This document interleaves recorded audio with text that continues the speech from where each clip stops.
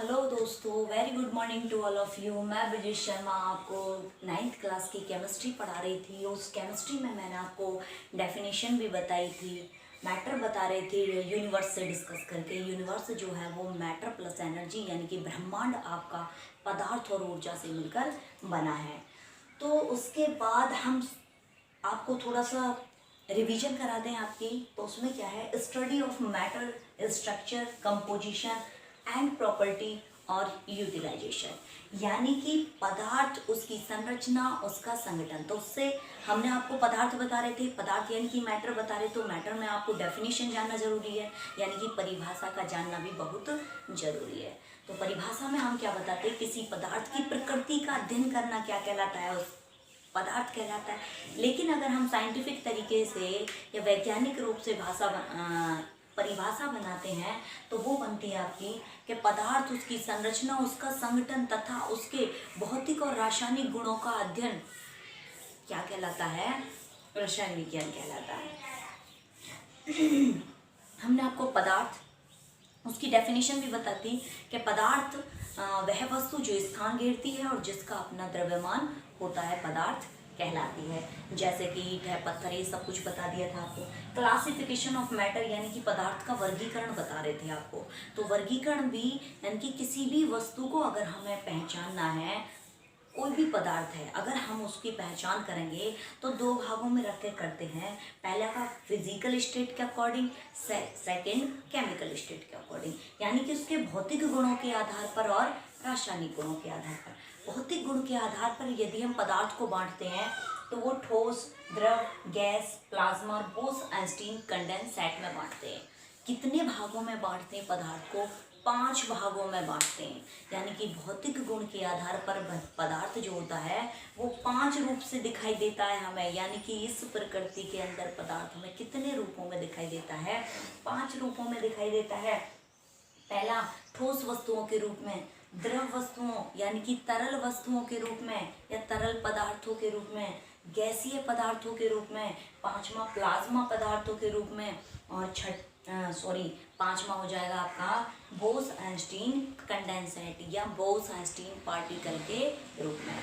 देखो, मुख्य जो होते हैं हमारे भौतिक गुण के आधार पर यदि हम पदार्थ का वर्गीकरण करते हैं तो मुख्य जो होते हैं वो हमारे सॉलिड, लिक्विड, गैस होते हैं। यानी कि जिनका हम अपनी प्रकृति में या अपनी ज्ञानेंद्रियों से या अपनी आँखों से जिस अवस्था को देख सकते हैं, वे पदार्थ की अवस्था कौन सी होती है, तो वे अवस्था आपकी ठोस, द्रव और गैस होती है।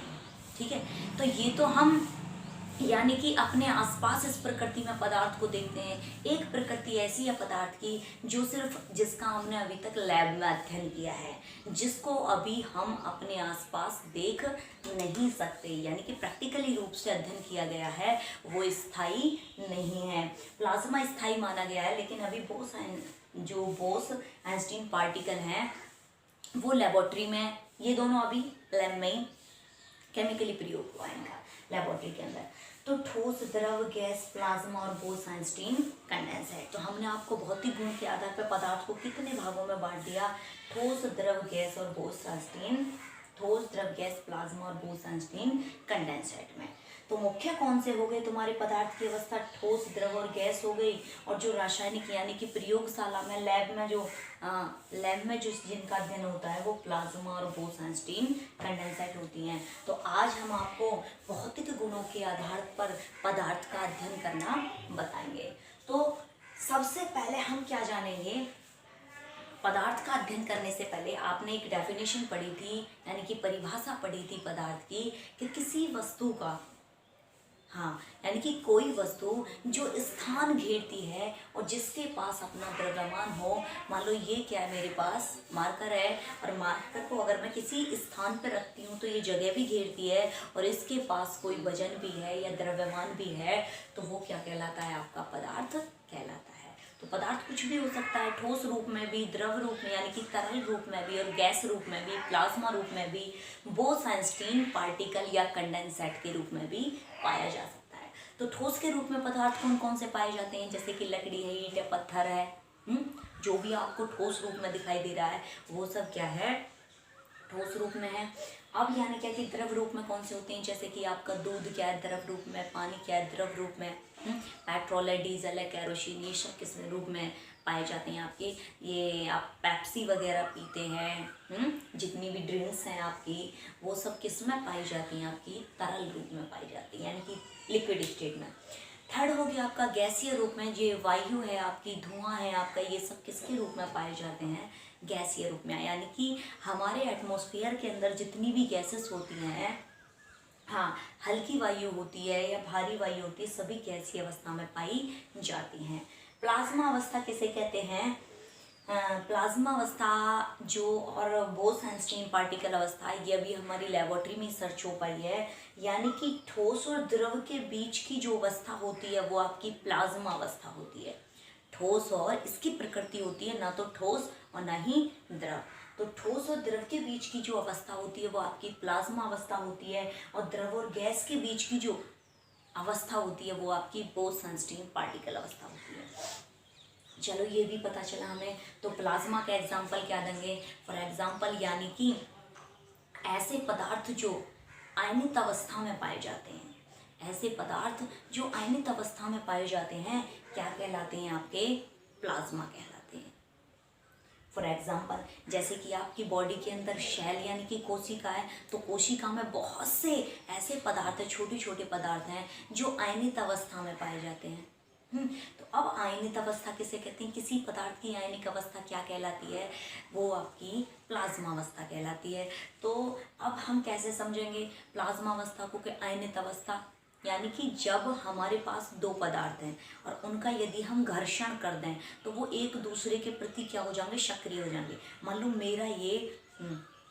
मेरे पास ये 2 पर्सन है, ठीक है, 2 पर्सन है, मैं एक थप्पड़ उसका उसके लगवाऊं और एक थप्पड़ उसका उसके लगवाऊं, मान लो मैंने उसके थप्पड़ मार दिया तो वो सक्रिय हो जाएगा तुरंत।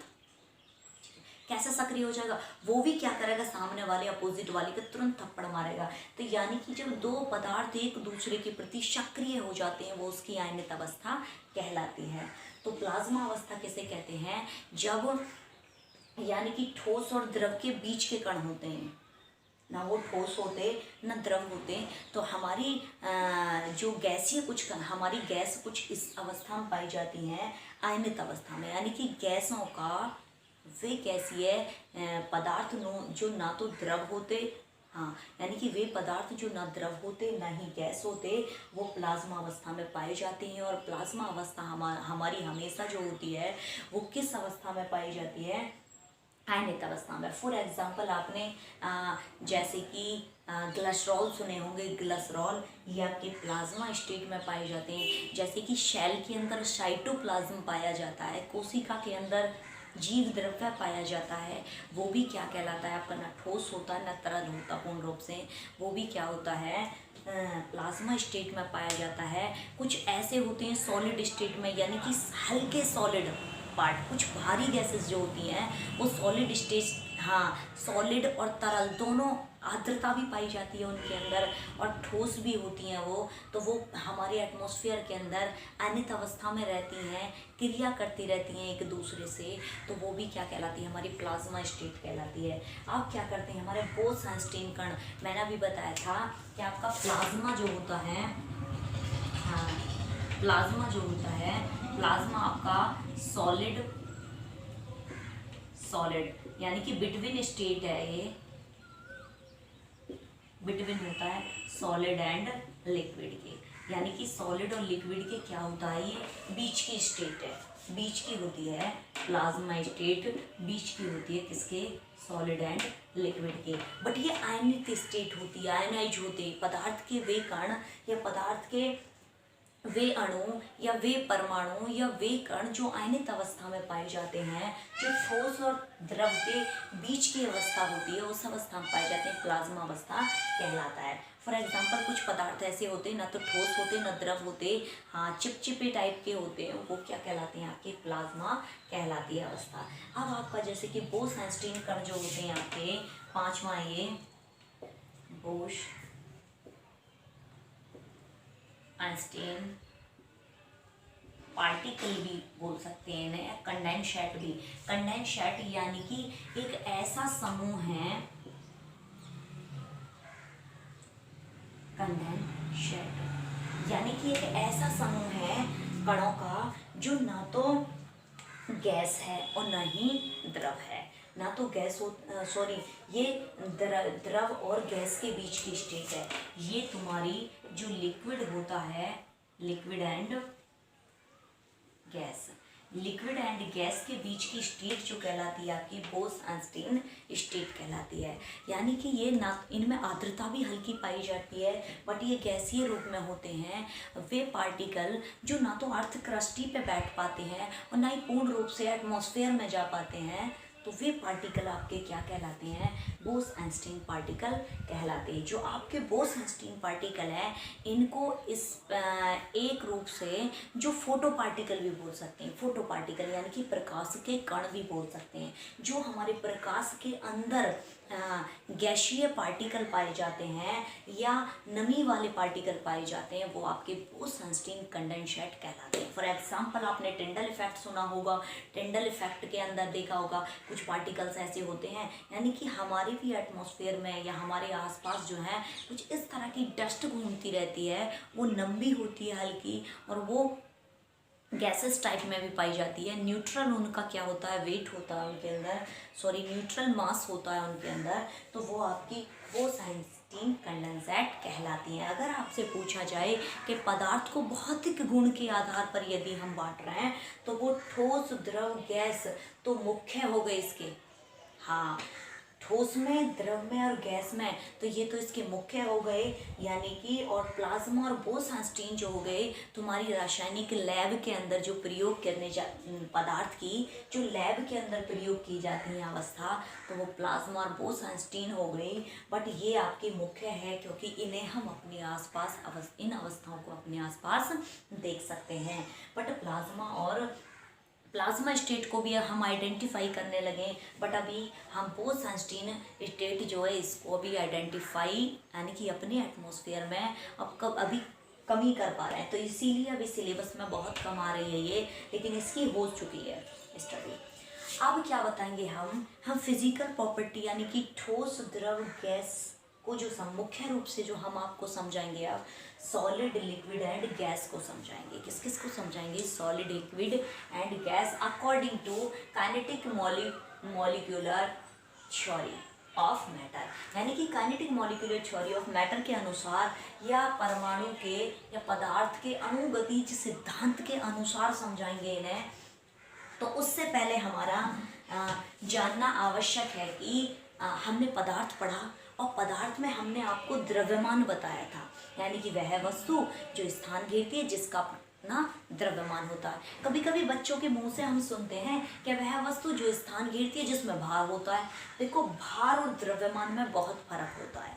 भार और द्रव्यमान में क्या है, परिवर्तन चेंज होता है, यानी कि अंतर होता है। वो आपको पहले हम समझा दें, उसके बाद हम आपको इनका कंपैरिजन यानी कि तुलना बताएंगे।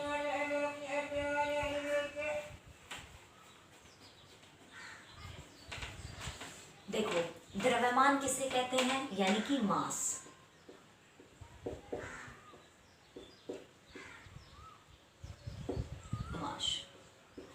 और सेकंड है आपका भार, यानी कि वेट।